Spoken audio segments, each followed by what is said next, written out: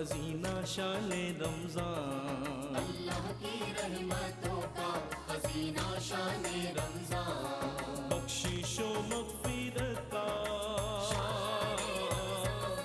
بخشش و مغفرت کا سفینہ شان رمضان، اللہ کی رحمتوں کا خزینہ شان۔ جی ویلکم بیک ناظرین، آپ کا خیر مقدم ہے نعمت افطار میں۔ بزم علماء اور ملک کے مستند جید علماء اکرام الحمدللہ ہمارے ساتھ موجود ہیں۔ مفتی محمد سہیل رضا امجدی صاحب، علامہ لیاقت حسین ازہری صاحب، ڈاکٹر محمد احمد قادری صاحب، تمام حضرات کا خیر مقدم ہے۔ اور آج انشاءاللہ جو موضوع ہے وہ ہے عبادات، زندگی آمد برائے بندگی، زندگی بے بندگی شرمندگی۔ عبادات کے موضوع پہ انشاءاللہ آج بات کریں گے۔ مفتی محمد سہیل رضا امجدی صاحب سے ہم آغاز کرنے جا رہے ہیں۔ مفتی صاحب قبلہ، عبادت کی حقیقت اور مفہوم پر آپ ابتدائی روشنی ڈالیے، بسم اللہ۔ بسم اللہ الرحمن الرحیم، اللہم صلی علی سیدنا و مولانا محمد وعلی آلہ و اصحابہ وبارک وسلم۔ دیکھیں سلمان بھائی کہ عبادت جو ہے اس کی تعریف کرتے ہوئے کئی علماء نے کئی اقوال، کئی تعریفات ذکر فرمائیں۔ کسی نے یوں بھی کہا کہ عبدیت کا اظہار معبود کی بارگاہ میں ہونے کو عبادت کہتے ہیں۔ کسی نے یوں بھی تعریف کی کہ انتہائی تذلل اور عاجزی کا اظہار اپنے معبود کی بارگاہ میں کرنا، اسے عبادت کہتے ہیں۔ اور امام راغب اصفہانی علیہ رحمہ نے بھی یہی تعریف کی کہ انتہائی تذلل اختیار کرنا اللہ کی بارگاہ میں، انتہائی تذلل اللہ کی بارگاہ میں جو اختیار کیا جاتا ہے، اس سے عبادت کہتے ہیں۔ اور یہ عبادت کی تعریف تو ہے۔ اب عبادت کے تصور کی طرف آ جائیں یا عبادت کے مفہوم کی طرف آ جائیں تو یہ مفہوم ہمیں قرآن کریم میں بڑا وسیع تناظر میں ملتا ہے۔ یعنی ہم تو یہ سمجھتے ہیں نا کہ فقط اپنی جبین نیاز زمین پر اللہ کی بارگاہ میں ٹکائی تو عبادت ہو گئی، یا چند ارکان کا نام عبادت ہے، نماز، روزہ، حج، زکوٰۃ وغیرہ وغیرہ، اس کا نام عبادت ہے۔ تو یہ عبادت ضرور ہے، لیکن فقط یہ عبادت نہیں ہے، بلکہ عبادت کا بڑا وسیع تناظر موجود ہے۔ اس کو یوں سمجھ لیں کہ بڑے کینوس پر دیکھا جائے۔ مثال کے طور پر قرآن کریم نے کئی بار یا ایہا الناس اعبدوا کہا، ٹھیک ہے نا، اے لوگو اللہ کی عبادت کرو۔ لیکن اس کے بعد جو ہے نا جو باتیں ارشاد فرمائیں وہ ایک بات نہیں فرمائی۔ کہیں فرمایا آخر میں لعلکم تتقون، تاکہ تم تقوی پرہیزگاری اختیار کرو۔ عبادت کرو اس لیے کہ تمہارا دل صاف ہو جائے، تمہارا من صاف ہو جائے۔ قد افلح من تزکا، کامیاب وہ ہوا کہ جس نے پاکیزگی حاصل کی، ظاہری اور باطنی۔ اچھا، کہیں پر ہمیں ملتا ہے کہ اعبدو، اللہ تعالیٰ کی عبادت کرو، پھر اس کے بعد وشکرو للہ، اللہ کا شکر بھی ادا کرو، تاکہ تم ظاہری اور باطنی طور پر بالکل فریش ہو جاؤ۔ اللہ کا شکر ادا کرو گے تو یہ نعمتیں تم پر رکیں گی نہیں۔ کہیں ہمیں ملتا ہے کہ عبادت کرو، یا ایھا الناس اعبدوا، لیکن عبادت والوں سے، ایمان والوں سے خطاب کے بعد یہ بھی ملتا ہے کہ اللہ تطغوا فی المیزان، کہ تم جو ہے وہ ناپ تول میں کمی نہ کرو۔ یہاں پر یہ ملتا ہے۔ یہ دیکھیں یکسر عبادات سے اب معمولات کی طرف آ گئے، اب ہم یہاں پر کاروبار کی طرف آ گئے، یا آپ کاروبار کر رہے ہیں، کوئی چیز بیچ رہے ہیں، اس کی طرف آ گئے۔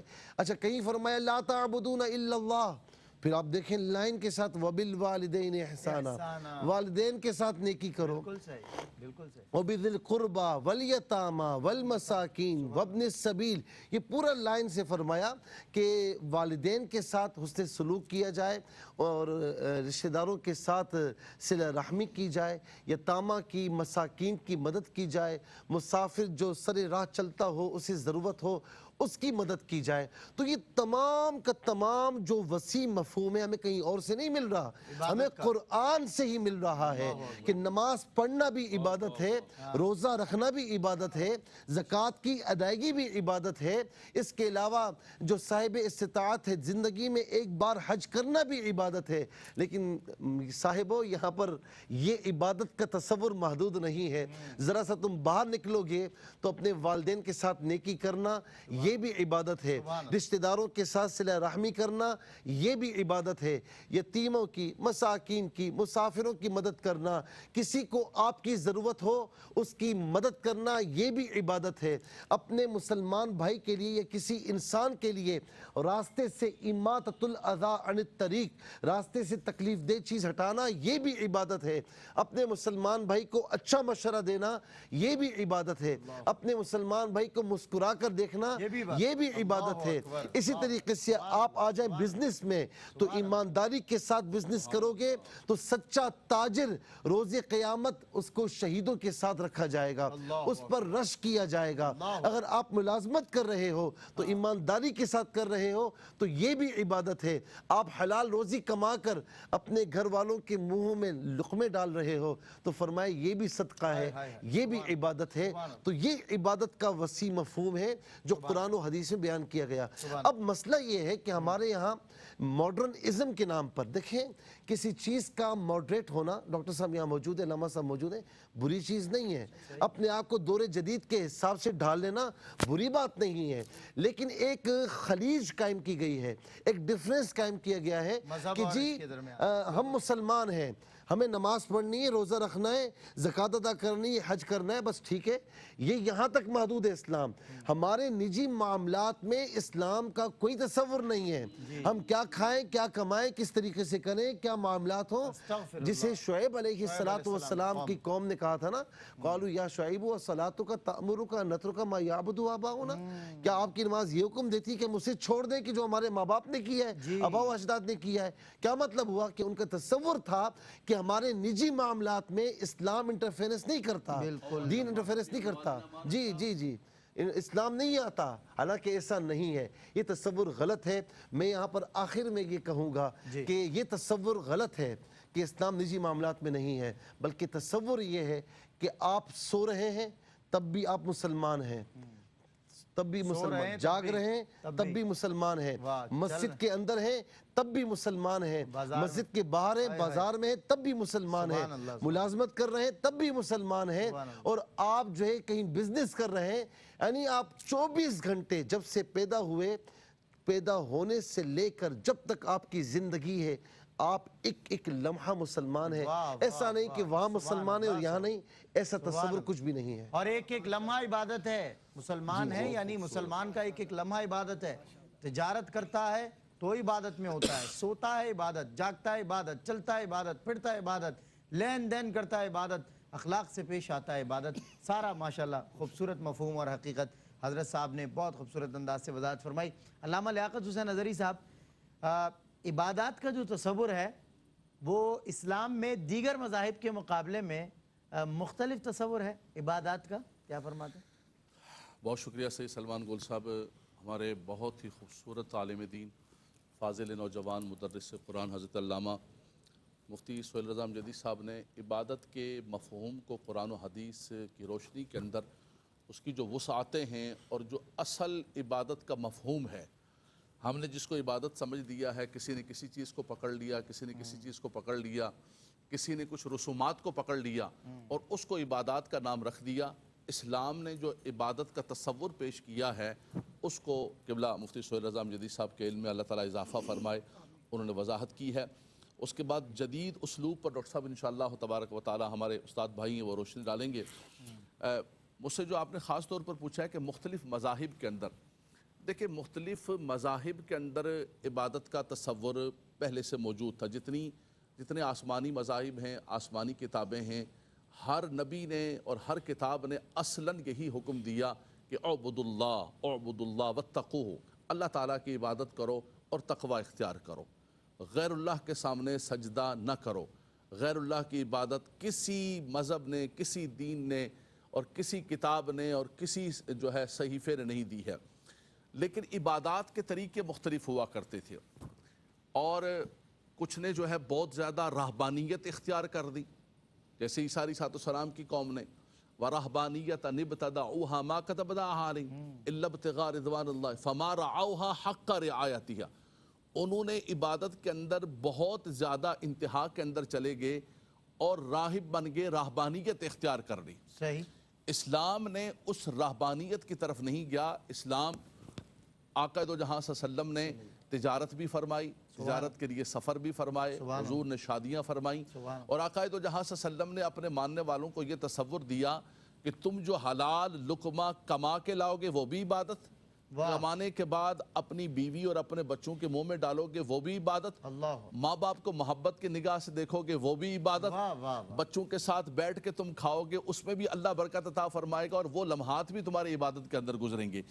یہاں تک کہ میں دب لفظوں کے اندر کہتا ہوں وَمِنْ آیَاتِهِ أَنْ خَلَقَ لَكُم مِّنْ أَنفُسِكُمْ أَزْوَاجًا لِتَسْكُنُوا إِلَيْهَا کہ باہمی ازواج کا تعلق ہوگا، فرمایا وہ لمحات بھی تمہارے عبادت کے لمحات ہوں گے۔ اللہ اکبر۔ کلم الناس علی قدر عقولہم کے تحت تو فرمایا اسلام کا تصور عبادت جو ہے وہ اتنا وسیع ہے۔ انہوں نے رہبانیت کو اختیار کر لیا، کچھ بالکل آزاد ہو گئے، اسلام نے ایک اعتدال کے ساتھ۔ اچھا موسویت کے اندر ایسا تھا کہ جب تک آپ عبادت گاہ کے اندر عبادت نہیں کریں گے اس وقت تک آپ کی عبادت نہیں ہوگی، پانی نہیں ہوگا آپ وضو نہیں کر سکتے ہیں، آپ نے گناہ کیا ہے آپ کے گھر کے باہر لکھ دیا جائے گا۔ آقا دو جہاں صلی اللہ علیہ وسلم تشریف لائے، کل جو سورہ اعراف کی آیت پڑھ رہے تھے وَيُحِلُّ لَهُمُ الطَّيِّبَاتِ يَأْمُرُهُم بِالْمَعْرُوفِ وَيَنْهَاهُمْ عَنِ الْمُنكَرِ وَيُحِلُّ لَهُمُ الطَّيِّبَاتِ وَيُحَرِّمُ عَلَيْهِمُ الْخَبَائِثَ وَيَضَعُ عَنْهُمْ إِصْرَهُمْ وَالْأَغْلَالَ الَّتِي كَانَتْ عَلَيْهِمْ۔ فرمایا تمہارے گلوں میں جو توق پڑے ہوئے تھے نا، مدینے کے تاجدار آئے ان کو اٹھا کر رکھ دیا۔ حضور نے فرمایا جُعِلَتْ لِيَ الْأَرْضُ مَسْجِدًا وَطَهُورًا، فرمایا ان کے لیے عبادت گاہ کے اندر جانا تھا، میرے لیے اللہ نے کرم کر دیا، میری امت کے لیے ساری زمین کو مسجد بنا دیا۔ کیا بات ہے، جہاں چاہے عبادت کرے، جہاں چاہے، فرمایا ساری زمین کو پاک کر دیا، پانی نہیں ہے تیمم کر لیں، مسجد نہیں ہے جہاں مصلی بچھا لیں۔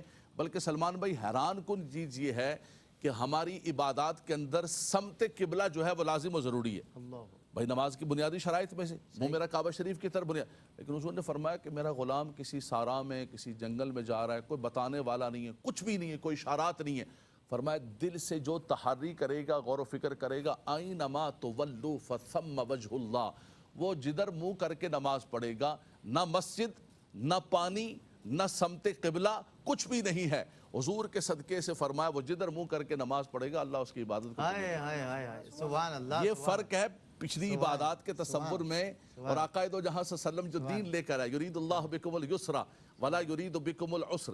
میرے خیال سے وقفے پہ جانے کی ٹینشن آپ کمپلیٹ کر لیں پھر لے لوں۔ تو یہ آقا دو جہاں صلی اللہ علیہ وسلم نے جو ہے حضور علیہ السلام نے خاص طور پر آسانی ہمارے لیے پیدا فرمائی، تو ہماری عبادت کے تصور میں اور ان کی عبادت کے تصور میں۔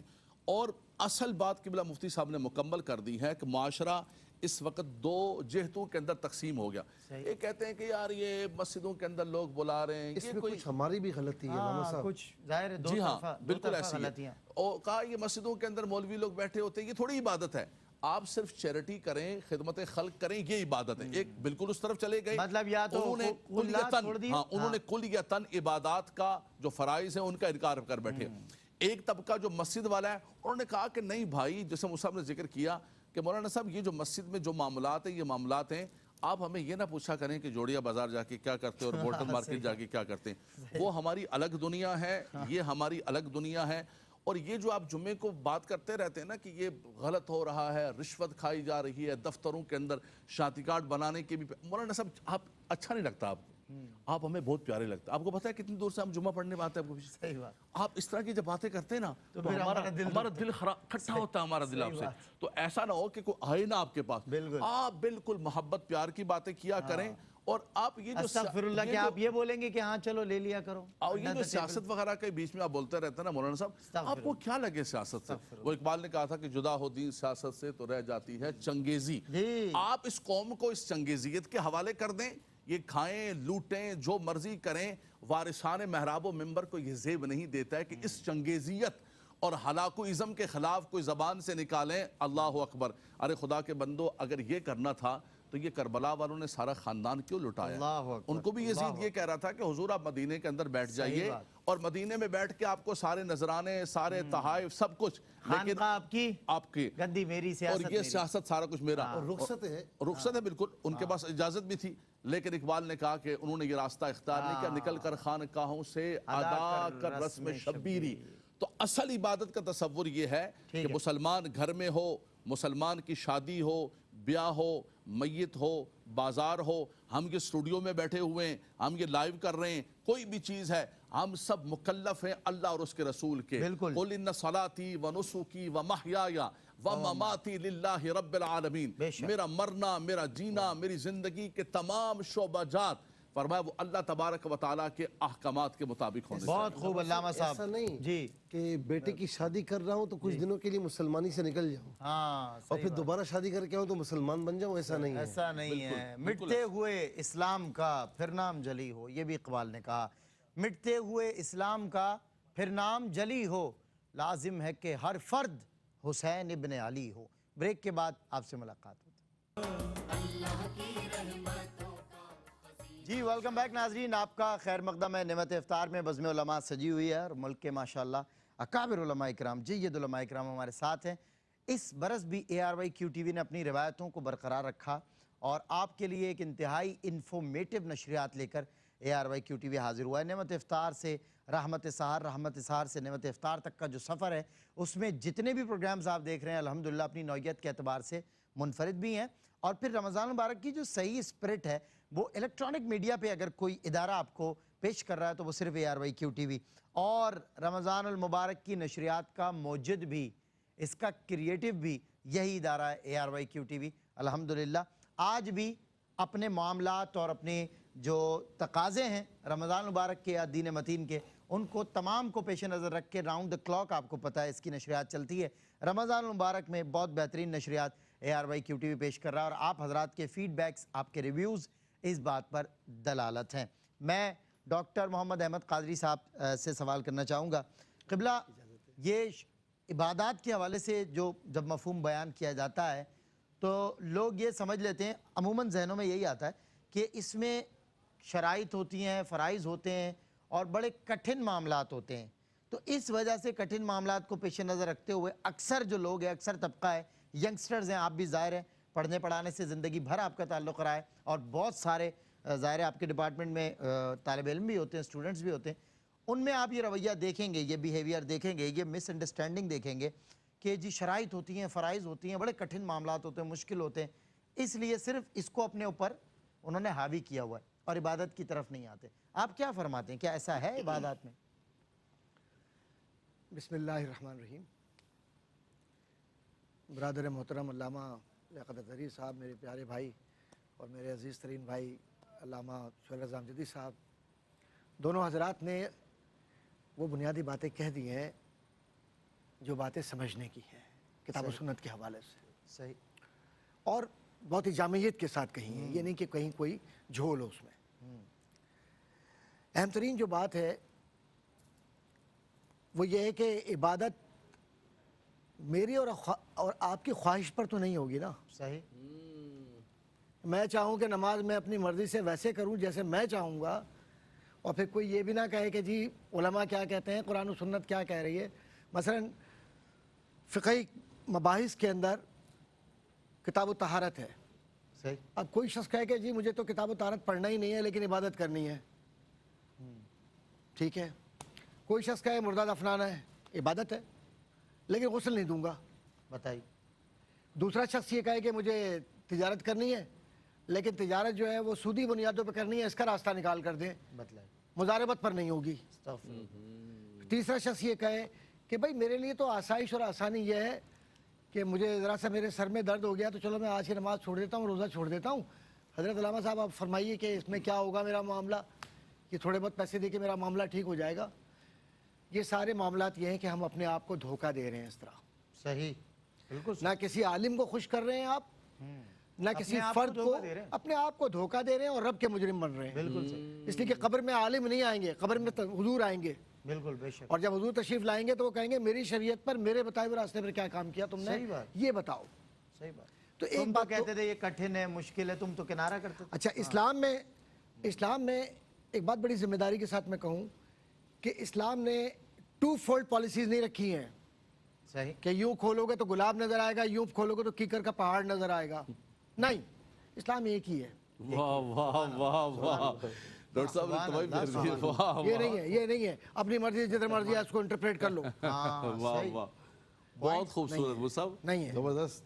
کرم نوازی آپ کی کرم نوازی کیوں وجہ اس کی وما خلقت الجن والانس الا لیعبدون انسان کے ساتھ ساتھ جنات بھی مکلف ہیں جب کلمہ طیبہ تم نے پڑھ لیا اور عبادت کیا رب کو عبادت کی ضرورت ہے نعوذ باللہ من ذالک ضرورت کا تو لفظ ہی نہیں ہے رب کے لیے اللہ ہم بھکاری ہیں وہ تو دینے والا ہے ہائے ہائے، مالک تو ہے نا وہ تو ہر شے پر قادر ہے سبحان ہم کس شے کو کسی وقت میں ذرا سا چونکہ تاریخی تسلسل میں بات ہو رہی ہے حضرات علماء کرام جس طرح سے بات کی آپ ایتھنز اور اسپارٹا عیسائیت یہودیت اور دیگر افکار کا مرکز کسی وقت کے دونوں اور یہ ایسے ہی ہے جیسے آج کے دور کے اندر آپ یہ سمجھتے ہیں مکہ معظمہ وغیرہ کی جو مثال دیتے کہ علم وہاں سے نکلا تو اپنے دور میں وہاں پر سوکریٹیز نے علم کی بات کی تو کچھ نوجوان آ کر یہ کہتے ہیں کہ جی ہمیں یہ بتائے سقراط سے کہ کوئی اور راستہ بھی ہے کہ ہم اگر سچ کا راستہ اختیار نہ کریں تو اس نے کہا کہ یاد رکھنا سچ ہی عبادت ہے سچ ہی دین ہے اور سچ پہ ہی مرنا عبادت ہے تو یہ تو ایک پہلو ہے جس پر آپ سقراط کو یاد رکھتے ہیں میرے آقا کریم صلی اللہ علیہ وسلم کے قدم مبارک میں لاکھوں پہلو ایسے ہیں کہ آپ نے ٹھوکر ماری اور زمین سے روشنی نکلی اور سب کے سب وہ اصول بن گئے اللہ زندگی کے اللہ آپ مجھے یہ بتائیے کہ کیا میں بری ذمہ ہو جاؤں گا یہ کہہ کر کہ میں سمجھتا ہوں کہ میں نے اس کا راستہ یہ نکال لیا مثلا آج کے لیے راستہ چلا ہے عبادت کا ایک طریقہ کار چلا ہے میں بتاؤں آپ کو کہ رمضان میں کچھ خواتین جمع ہو جاتی ہیں نیو یارک کے اندر میرے پاس بھی اس کا ایک خط آیا تھا کسی وقت اور وہ بیٹھ کر قرآن کریم کی علماء حضرات میں چاہوں گا کہ آپ میرے دونوں بھائی ہیں آپ بھی توجہ دیجیے گا اس پر اور بیٹھ کر قرآن کریم کا ترجمہ پڑھتے ہیں اور پھر اپنی مرضی کی تشریحات کرتے ہیں اس کی اور کہہ رہے ہیں کہ یہ عبادت ہے اب اس عبادت کے نتیجے میں جو لوگ نکلیں گے تو وہ وہی نکلیں گے کہ جو کہیں گے کہ جی عورت نماز پڑھا سکتی ہے تو اب عورت نماز پڑھا سکتی ہے تو بظاہر تو عورت کا نماز پڑھانا بھی عبادت ہی نظر آتا ہے کچھ لوگوں کو لیکن اصل معاملہ کیا ہے ہے معاملہ دین آپ کی خواہش پر نہیں چلتا دین رب کے اور رسول کی خواہش پر چلتا ہے بے شک صحیح آپ اپنی ذات کو جب لا کہہ دیتے ہیں آپ لا الہ الا اللہ کے اندر لا کہہ دیتے ہیں تو یہ لا نافیہ ہے اور جب آپ نے نفی کر دی ہے تو آپ سب سے پہلے اپنی ذات کی نفی کرتے ہیں اپنی خواہش کی نفی کرتے ہیں اپنے تصورات زندگی کی نفی کرتے ہیں پھر یہ اور کہتے ہیں کہ چونو چرا نہیں پھر چونو چرا نہیں کچھ نہیں صرف ٹھیک ہے صرف یہ ہوتا ہے کہ آپ اپنی زندگی کو اپنے آپ کو صحیح وقف کرتے ہیں اللہ تبارک و تعالیٰ کے احکامات کے سامنے جی اور جب کرتے ہیں تو پھر سر جھکا کے تو پھر آپ کامیاب لوگوں میں ہوتے ہیں ورنہ ہاں نہ خدائی ملا نہ وصال سنم نہ ادھر کیا بہت عمدہ بہت عمدہ ناظرین کرام وقفہ برائے اذان عصر کراچی اور اس کے مضافات میں اذان عصر کا وقت ہوا چاہتا ہے اذان عصر قاری حافظ ندیم انشاءاللہ دیں گے جو روزانہ دے رہے ہیں بہت خوبصورت انداز سے اور پھر اذان عصر کے وقفے کے بعد ایک چھوٹا لمحے بھر کا وقفہ ہوگا آپ توقف کریں گے کیونکہ آپ بھی اور ہم بھی انشاءاللہ نماز عصر جماعت کے ساتھ ادا کر لیں گے احتیاطی تدابیر کو ملحوظ رکھتے ہوئے اور پھر بریک کے بعد مفتی محمد سہیل رضا امجدی صاحب کی قیادت اور امامت میں انشاءاللہ بریک کے بعد آپ سے پھر ملاقات ہوگی عبادات کا موضوع ہے اور موضوع پر کتنا خوبصورت علماء کرام بول رہے ہیں بریک کے بعد ملتا ہوں شان رمضان